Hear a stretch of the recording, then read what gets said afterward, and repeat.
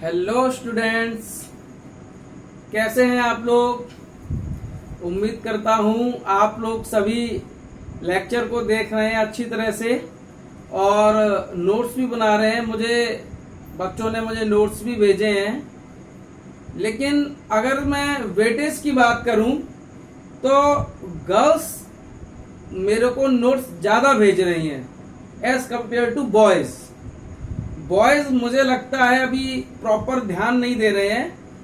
तो मैं एक बात क्लियर कर दूं आप लोगों से स्टूडेंट्स कि यदि अगर कोई बच्चा सोच रहा हो कि अभी स्कूल खुलेंगे और सर हमको दोबारा से हम सर से कहेंगे सर हमें स्टार्टिंग से पढ़ा दो, तो बेटा इस बात को आप लोग दिमाग से निकाल देना प्लीज, क्योंकि इतना मेरे पास भी टाइम नहीं होगा उस वक्त कि मैं आपको इतना कुछ कवर करा दूं, है ना। तो इस बात को आप बेटा दिमाग से निकाल दें और ये मेरी आपसे एक रिक्वेस्ट है बेटा प्रॉपर, ठीक है। तो आप लोग जो है ध्यान दीजिए, क्योंकि जब स्कूल खुलेंगे तो मैं जहां से ऑनलाइन को मैं रोकूंगा वहीं से मैं क्लास में मैं शुरू कर दूंगा। तो आप लोग प्लीज बी केयरफुल, एनसीईआरटी पास में रखिए। ऐसी कोई चीज नहीं है जो मैं आपके लिए छोड़ रहा हूं। मैं आपके लिए 100% एनसीईआरटी कवर कर रहा हूं, बिटवीन द एनसीईआरटी कवर कर रहा हूं, आसपास की चीजें मैं आपके लिए कवर कर रहा हूं। तो प्लीज स्टूडेंट्स मेरी आपसे रिक्वेस्ट है इस चीज में, तो आप लोग जो है बिल्कुल भी लापरवाही ना करें, ठीक है। तो देखिए हमने पिछली बार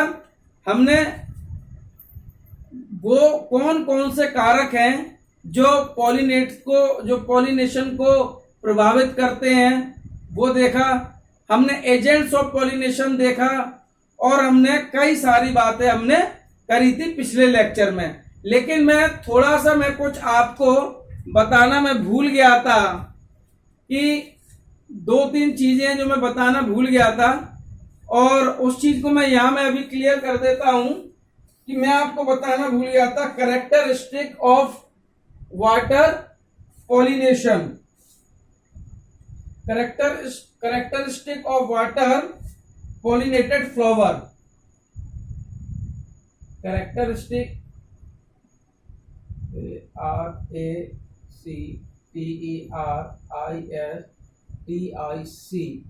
characteristic characteristic of water pollinated flower, POLLINATED, characteristic of water pollinated flower। देखिए जो वाटर से पॉलिनेटेड होते हैं फ्लावर, हम उसके बारे में बात करेंगे। इससे पहले मैंने आपको डिफरेंस भी बताए थे कि जो इससे पहले लास्ट का लेक्चर था कि विंड से पॉलिनेटेड फ्लावर और इंसेक्ट से पॉलिनेटेड फ्लावर, इनके बारे में भी मैंने आपसे डिस्कस किया था। अब मैं आपसे डिस्कस कर रहा हूं कि characteristic of water pollinated flower कैसे होते हैं। हम थोड़ा सा इसको देख लेते हैं और फिर हम आउटब्रीडिंग डिवाइसेस पे, इनब्रीडिंग डिप्रेशन पे, इस पर हम प्रोसीड करेंगे, ठीक है। तो देखिए इसमें मैं आपको बता देता हूं, flower are small, flower are small and inconspicuous,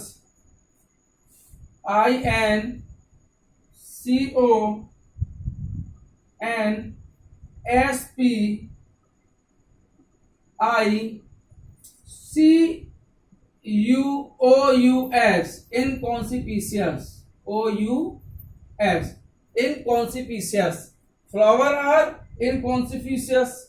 second point perianth, PERIANTH, perianth and other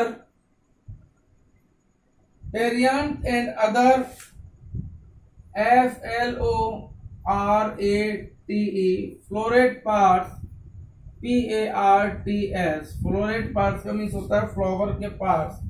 flow rate parts are unwettable, अन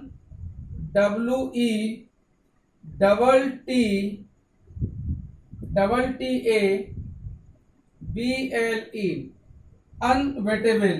ठीक है, देखिए ये क्या कह रहा है, पेरियांत, ये क्या कह रहा है, देखिए perianth and other floret parts are unwettable. ठीक है, अनवेटेबल का मीन्स होता है जो फ्लावर के पार्ट्स हैं वो फ्लावर के अंदर गीले नहीं होंगे। अनवेटेबल का मीन्स होता है, इसका अनवेटेबल का मीन्स होता है फ्लावर के जो पार्ट्स हैं वो वाटर के अंदर गीले नहीं होंगे। ठीक है, इसका मतलब ये है, यानी और पेरियांत का मीन्स होता है जब आप कैलिक्स और कोरेला में आप डिफरेंशिएट ना कर पाए, आप पहचान ना पाए कि कैलिक्स कौन सा है, कोरेला कौन सा है, जब उनमें आप डिफरेंशिएट नहीं कर पाएंगे तो उसको हम बोलते हैं पेरियांत। तो perianth and other floret parts are unwettable. एक तो पेरियांत होगा, आप पहचान नहीं पाएंगे, आप कैलिक्स कोरोला में आप डिफरेंशिएट नहीं कर पाएंगे, और इसके जो पार्ट्स होंगे वो अनवेटेबल होंगे, जो वाटर में गीले नहीं होंगे। ठीक है, आगे हम पॉइंट देख लेते हैं। थर्ड पॉइंट क्या है हमारा, nectar and NECTER, nectar and odorous ODOURS,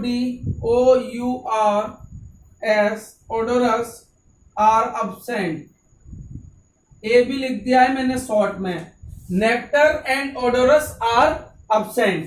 जो सुगरी सब्सटेंस होता है, सुगरी पदार्थ होता है नेक्टर, वो absent होगा। ठीक है, और ओडोरस भी। ठीक, fourth point, pollen grain are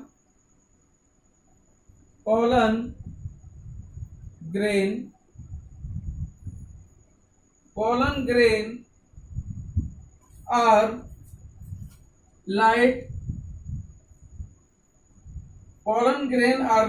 and unwettable, UNWETTABLE,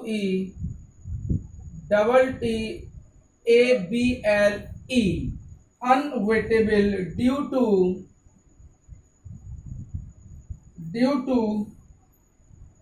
presence of nucleus, NUCILAGE, nucleus cover, COVER, cover। ये कह रहा है, फोर्थ पॉइंट है, पोलन ग्रेन्स आर लाइट। जो वाटर में जो पोलिनेटेड होंगे फ्लावर, उनके पोलन ग्रेन कैसे होंगे, लाइट होंगे और अनवेटेबल होंगे। अनवेटेबल का मीन्स फ्लावर के जो पार्ट्स हैं वो भीगेंगे नहीं, गीले नहीं होंगे। कहां पर, आपके वाटर में। ठीक है, due to presence of mucilage cover. Flower के पार्ट्स इसलिए गीले नहीं होंगे क्योंकि फ्लावर के ऊपर एक म्यूसिलेज सीट चढ़ी हुई होगी, जिसके कारण बस फ्लावर के पार्ट्स गीले नहीं होंगे। किसकी वजह से, म्यूसिलेज सीट की वजह से, MUCILAGE। ये मैं थोड़ा सा इसको सही कर देता हूं, एम बना देता हूं, MUCILAGE। बोलता इसलिए हूं ताकि आपको स्पेलिंग भी समझ में आए। देख लो एक मिनट सही चल रहा है या नहीं। ठीक है, सब समझ में आ रहा है, गुड। तो मैं इसको मिटा देता हूं मैं स्टूडेंट्स, है ना, नोट डाउन करिए फटाफट। ओके, चलिए मैं इसी में मैं एक पॉइंट और लिख देता हूं, फिफ्थ पॉइंट में और लिख देता हूं, stigma is long, STIGMA, stigma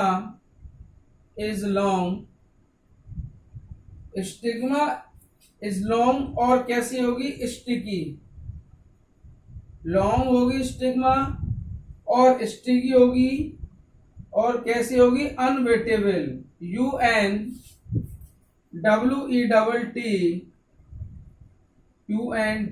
UNWETT ABLE unwettable होगी। ठीक है, अब देखिए ये 5 points characteristic of water pollinated flower, जो वाटर से जो पॉलिनेटेड फ्लावर होते हैं ये इनकी कैरेक्टरिस्टिक है। नोट कर लीजिए फटाफट, चलिए नोट करिए जल्दी से। नोट कर लिया? अब मैं इसको मिटा रहा हूं, आप लोग पॉज करके नोट डाउन कर लीजिए। ठीक है,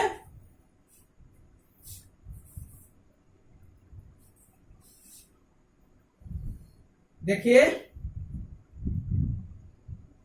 थोड़ा सा चैप्टर आपको ऐसा लग रहा होगा कि सर हमको इंफॉर्मेशन और दे रहे हैं। मैं कहता हूं बेटे कि आपने एक बार मेरा लेक्चर सुन लिया, लेक्चर सुनने के बाद एनसीईआरटी पढ़ ली, बस उसके बाद कोई और बुक पढ़ने की जरूरत नहीं है। फिर आप क्वेश्चंस को आप सॉल्व कर सकते हो।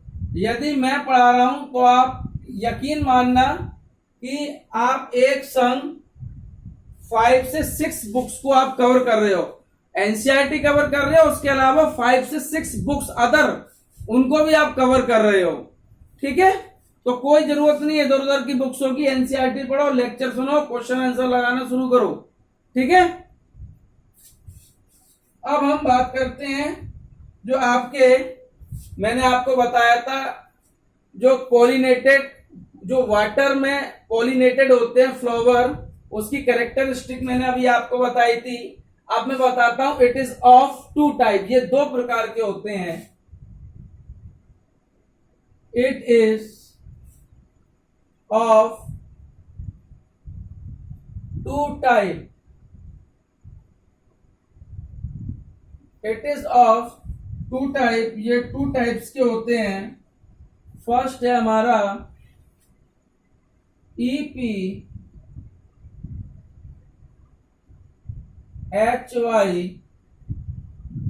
DRO, EPHY DRO PHILY, EP hydrophily. EP hydrophily का मीन्स होता है जो वाटर की सतह पर, EP हाइड्रोफिली का मीन्स होता है जो वाटर की सतह पर रिप्रोडक्शन होता है, उसको हम EP हाइड्रोफिली कहते हैं। ठीक है, जो वाटर की सतह पर पॉलिनेटेड होंगे फ्लावर, जो पानी की सतह पर पॉलिनेटेड होंगे, उसको हम EP हाइड्रोफिली कहते हैं। तो मैं इस बात को मैं लिख देता हूं यहां पर आपके लिए, pollination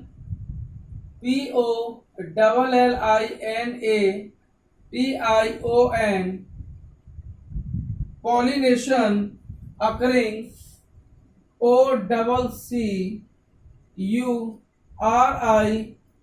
OCCURING, pollination occurring on the, pollination occurring on the water surface, on the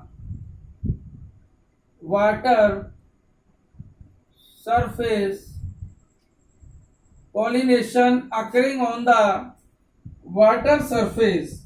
ठीक है, इसके मैं एग्जाम्पल भी मैं आपके लिए यहां पर लिख देता हूं। एग्जाम्पल है इसके आपका हाइड्रिला, HYDRILLA, हाइड्रिला, और एक है ELO, एलोडेज। ये 2 एग्जाम्पल लिख दिए मैंने इसके। अब मैं सेकंड में बात करता हूं, सेकंड है हाइपोहाइड्रोफिली, PHILY,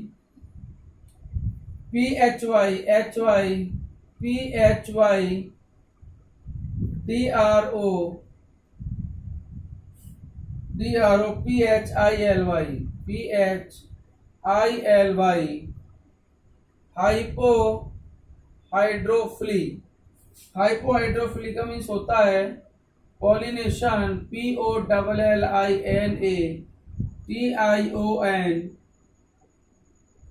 जो वाटर के अंदर पॉलिनेशन करते हैं, जो वाटर के अंदर फ्लावर पॉलिनेटेड होते हैं, उनको हम हाइपोहाइड्रोफिली कहते हैं। वाटर के अंदर जो फ्लावर पॉलिनेटेड होते हैं उनको हम हाइपोहाइड्रोफिली कहते हैं।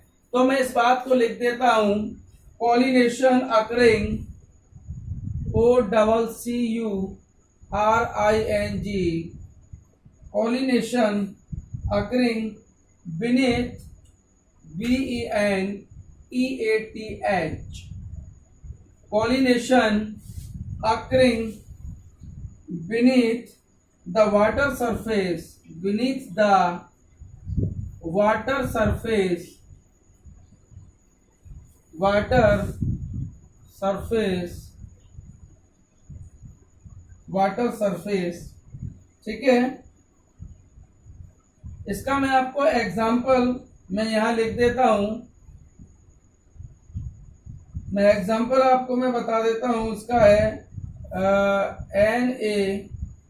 NaJAS नाजस, सेकंड है CERATOPHYLLUM,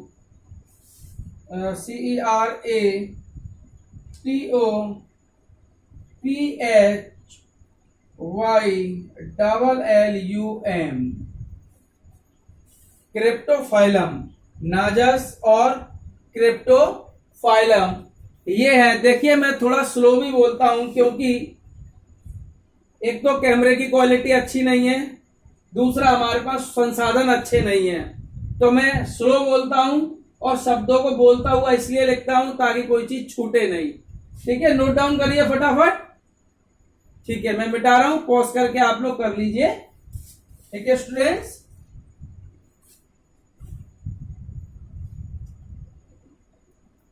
देखिए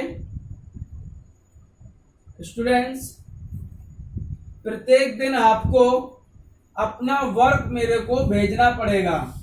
आप लोग वर्क करिए और मेरे को डेली भेजिए कि हाँ सर हम कर रहे हैं। अभी सभी बच्चों ने ऑलमोस्ट कंप्लीट नहीं किया है, जितने भी बच्चे हैं सबने कंप्लीट अभी नहीं किया है, तो प्लीज मुझे भेजें।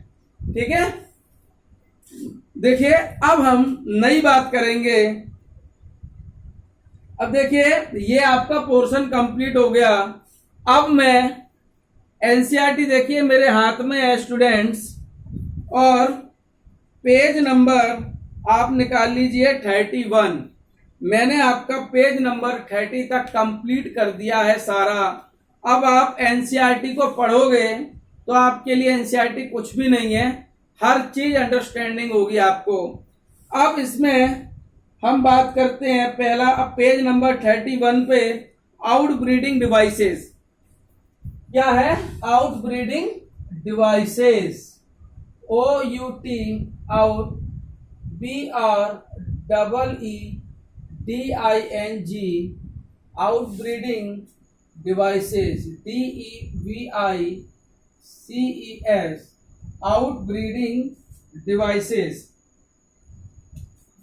देखिए आउट ब्रीडिंग डिवाइसेस का मीन्स होता है, मैं एक मिनट इसको हल्का सा ऐसे कर देता हूं। आउट ब्रीडिंग डिवाइसेस का मीन्स होता है कि सेल्फ पॉलिनेशन को सप्रेस करना और क्रॉस पॉलिनेशन को बढ़ावा देना। इस आउट ब्रीडिंग डिवाइसेस का मीन्स होता है जो आपके एनसीईआरटी में पेज नंबर 31 पे है। मेरे हाथ में एनसीईआरटी और कुछ नहीं है। ठीक है, देखिए आउट ब्रीडिंग डिवाइसेस का मीन्स होता है कि सेल्फ पॉलिनेशन को सप्रेस करना और क्रॉस पॉलिनेशन को हमें बढ़ावा देना, यह आउट ब्रीडिंग डिवाइसेस का मीन्स होता है। यदि आपसे पेपर में कोई पूछ ले कि आउट ब्रीडिंग को आप डिफाइन करो, तो मैं आउट ब्रीडिंग को आपके लिए डिफाइन अभी करूंगा। उससे पहले थोड़ा सा मैं आपको, चलिए पहले मैं आउट ब्रीडिंग को मैं आपको डिफाइन ही कर देता हूं, या मैं रुकता हूं। मैं आउट ब्रीडिंग डिफाइन को करने से पहले हल्का सा मैं एनसीईआरटी दिखा देता हूं। देखिए पहली एनसीईआरटी की आपकी लाइन क्या कहती है? Majority of flowering plants produce हार्मेफ्रोइड।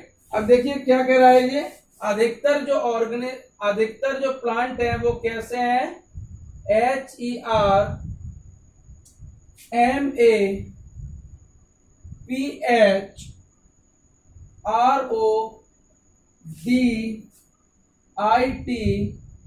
HERMAPHRODITE, हार्मेफ्रोइड। ठीक है, हार्मेफ्रॉइड का मीन्स होता है बाइसेक्सुअल, BISEXUAL, बाइसेक्सुअल। देखिए हार्मेफ्रॉइड का मीन्स होता है बाइसेक्सुअल, ठीक है। और बाइसेक्सुअल का मीन्स होता है प्लांट्स, एक ही प्लांट्स में मेल और फीमेल प्रेजेंट होंगे, उसको हम बाइसेक्सुअल बोलते हैं। और बाइसेक्सुअल को ही क्या बोलते हैं, हार्मेफ्रॉइड बोलते हैं। नेक्स्ट आपकी एनसीईआरटी क्या कहती है, ठीक है, hermaphrodite flower pollen grain are likely to come into the contact with stigma same flower. वही बात है, सेम फ्लावर यानी कि एक में ही मेल फीमेल प्रेजेंट होंगे, उसको हम हार्मेफ्रॉइड कहेंगे, ठीक है। उसके बाद आपका नेक्स्ट लाइन आती है एनसीईआरटी में, ठीक है, कंटिन्यू, एनसीईआरटी को मैं पढ़ रहा हूं, ठीक है।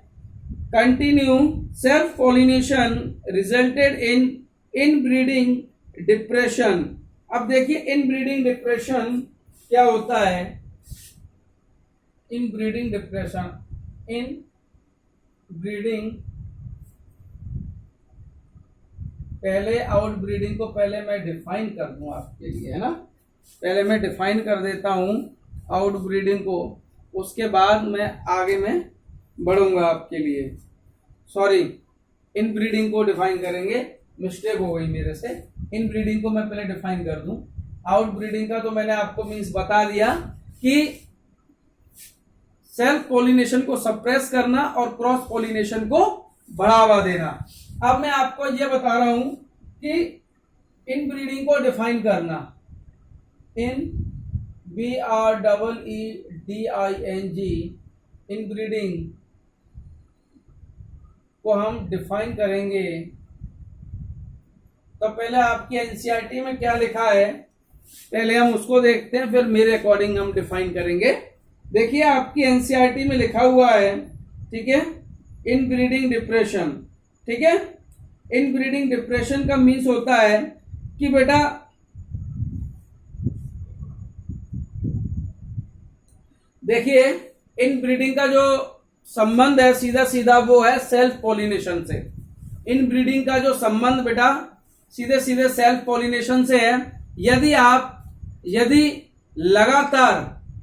लगातार सेल्फ पॉलिनेशन होता रहेगा, समझना मेरी बात को कि इनब्रीडिंग डिप्रेशन का मतलब क्या होता है, पहले मैं हिंदी में समझा रहा हूं। यदि लगातार सेल्फ पॉलिनेशन होता रहेगा तो प्रोजनी लगभग 7 जनरेशन, आफ्टर 7 जनरेशन, प्रोजनी लगभग 7 जनरेशन, आफ्टर 7 जनरेशन बाद क्या है, प्रोजनी वीक पड़ जाएगी और उससे सेक्सुअल रिप्रोडक्शन नहीं हो पाएगा, उससे सेल्फ पॉलिनेशन नहीं हो पाएगा, तो उसको हम बोलते हैं इनब्रीडिंग डिप्रेशन।